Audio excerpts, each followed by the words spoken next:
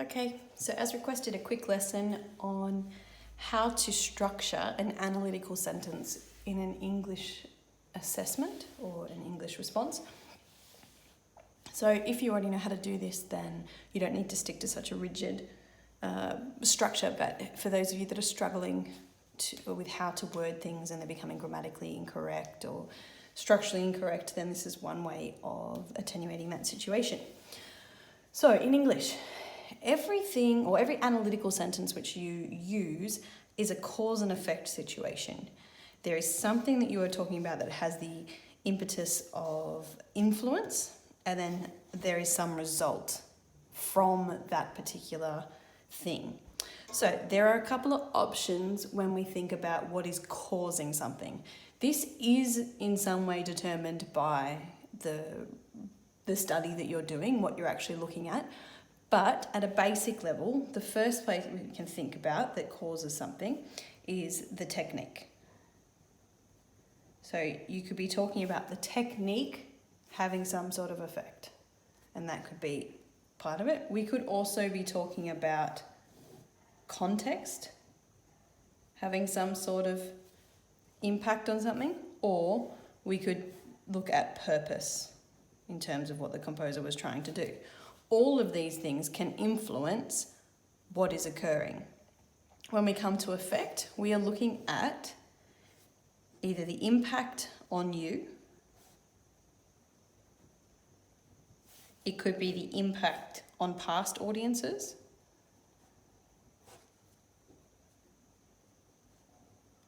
or we could be looking at the impact on the value of the text, or it could be a combination of these things. So we can break this down even further. Okay, let's go back to our cause.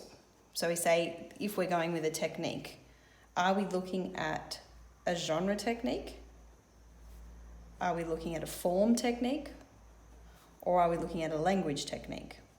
Could double up, doesn't have to be one or the other. Okay, but at a basic level, our sentences must say, because of one of these things, this thing happened. Now that's a very common sentence in everyday conversation. We know how to structure those sentences. Because of this, because of A, B occurred. So you need to keep that sentence structure in your mind as you are writing your sentences. So what we're going to do is we're going to structure out a scaffold for the most basic type of sentence, which is, because of this particular technique, this is the effect. Now, with our effect, we are then going to think about, okay, I'm meant to be, in the process of my study, be looking at a particular topic. So the other side that comes into play here is that we're talking about a link to the question or to the rubric, or if you're not doing any of those types of things, just the basic idea. So now things get a little bit more complicated, because I'm not just saying, oh, that made me happy. I'm saying that made me happy about something that I'm studying. So keep that in mind when we're about to scaffold out these sentences. Now, our sentence structure are complex sentence structures, and they have these elements we're going to want in it. So we're going to give it a bit of a code to be able to structure out some scaffold sentences. We need to name a technique. We need to give a quote or an example. We need to link back to the question or to the topic sentence or the basic idea.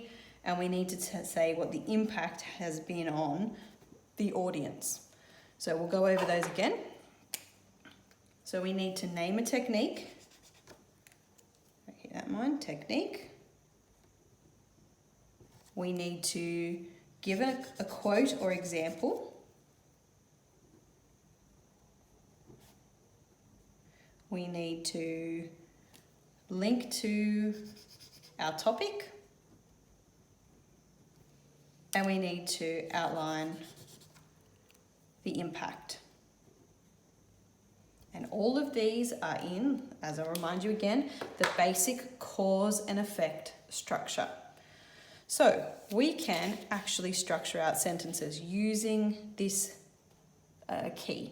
So T for technique, Q for quote, L for link, I for impact. And I want a cause and effect sentence. So, for example, we have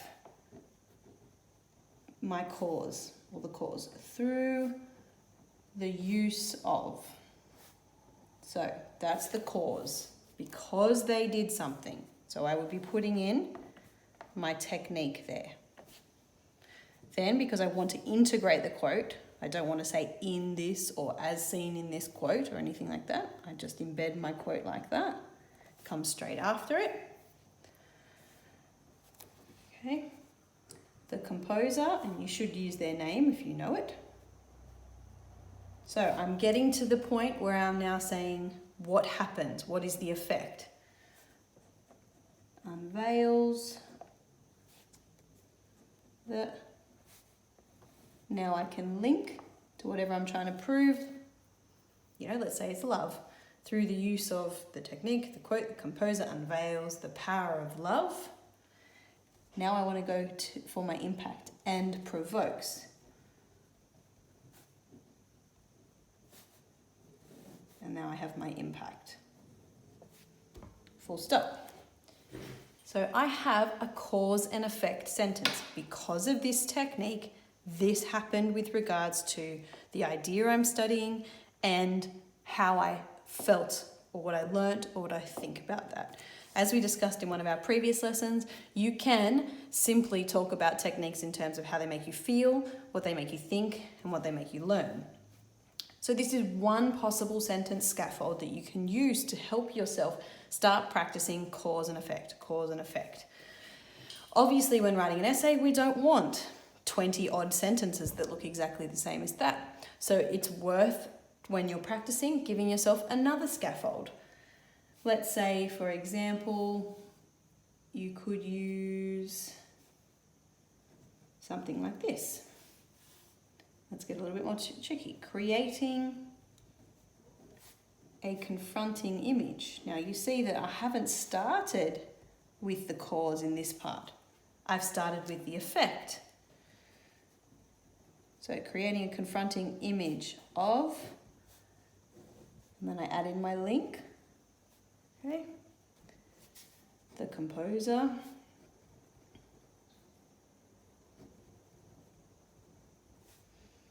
Now I'm going for my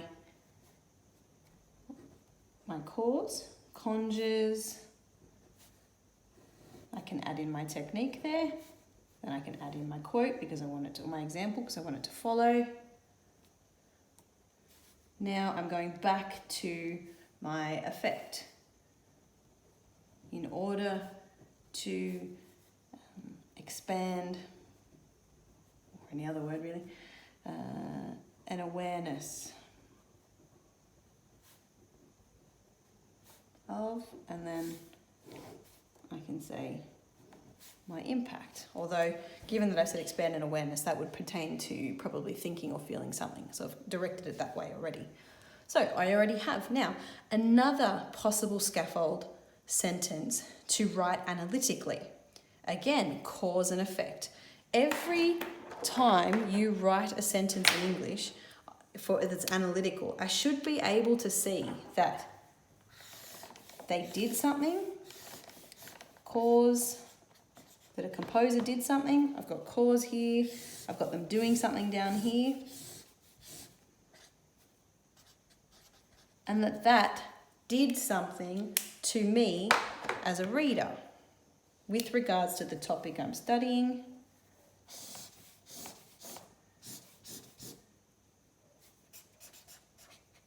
Did something to me. Now, me is not always just you, depending on your rubric. It might be that you also have to talk about an alternate audience, at different contexts, so on and so forth. On another day, we'll go into a more complex sentence where we now have to talk about the cause as being context or the cause as being the purpose, because then it's a matter of adding another causal clause to your sentence. So something, for example, as spurred on by, and then you give the context, the composer uses, and then you can go on. But we will deal with that another day. All right, so let's put this into practice, okay? So we have cause and effect sentences. Because they did something, this is how I feel. So let's look at this beautiful, beautiful passage from Philip Pullman's The Amber Spyglass. So as per usual, we have to find a technique. We have to be able to find the example of the technique, obviously, name the technique, and then have a cause and effect. Cause and effect. So we're going to find all that information, and then you can have a go at putting it into a sentence scaffold to see how you can come up with it. All right, let's say we start easy. We give ourselves a topic, and let's name that topic as, let's just say, power of nature. Make it easy. Okay. It was a place of brilliant sunlight, never undappled.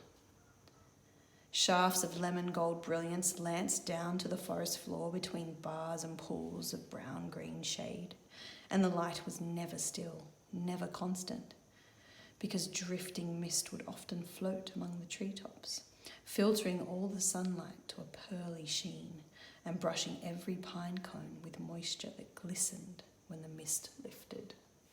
Just incredible. All right, let's go super easy, right? I need to find a technique, I need to quote, I need to link, and I need to say the impact, okay? So, super easy. I'm sure you all jumped at it already. We've got just imagery everywhere. So there's no point quoting the whole thing, so let's just find what I feel is the most provocative bit of imagery in here. And I really love this. The light was never still, never constant, because the drifting mist would often float among the treetops. Absolutely beautiful. So I'm going to use that. So up here I can go, I already know my technique. I'm going to say imagery, and I'm mentally asking myself all the questions from our other lesson where we say, okay, is it useful? I'd say, yeah, that definitely helps me understand the power of nature. My quote, obviously, I'm not going to write it all out again, but it's down there. Now, my link, power of nature. I can't just say power of nature. That is not complicated enough or sophisticated enough to get myself anywhere in an argument, and I'll end up repeating myself too much. So I want to be a little bit more specific about what power of nature, what does this suggest to me? So the light was never still, never constant, because drifting mist would often float among the treetops. That to me seems very mystical, and it's very alluring, and it has an unknown power. Doesn't seem like something that I can particularly define because it's constantly moving. Yeah, so that's how I'm going to link to the power of nature. Now, impact on me. Now, personally, I am, by this imagery, I'm drawn in. Okay? I'm drawn towards it, but it's also slightly unsettling that it's, because it's this unknown, never still, never constant, drifting mist. I can see it going both positive way and negative way in terms of what could possibly come out of this. And I feel like it's otherworldly.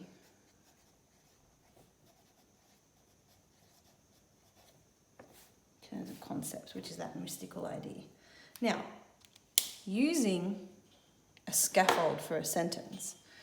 Now, as far as resources go, this is where these can come in. You can ask me for these or a copy of these, just email me or private message and I can send them through to you.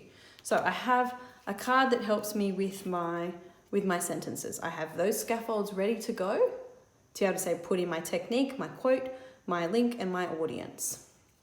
Now, if I want to get a little bit more fancy, I'm just not really sure on this, and we'll go over this another day, but I can then use my learn, think, or feel cards to help me come up with a different way of articulating my thoughts.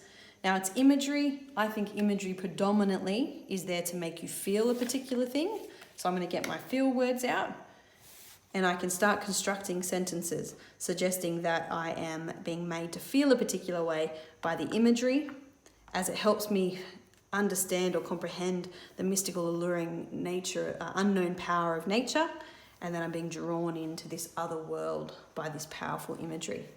So it's up to you now. Have a go at practicing. You can either use this one as a practice, take a still frame or whatever to help yourself, or you can go and find your own piece of analysis or use one from your schoolwork to have an attempt at structuring a cause and effect sentence with these 4 things in it: the technique, the quote, the link, and the impact. You can use one of our sentence scaffolds to help insert it in, but every time you are doing your sentences for English, you want to be making sure that you are saying what is the cause and what is the effect. Okay, give it a shot. Bye.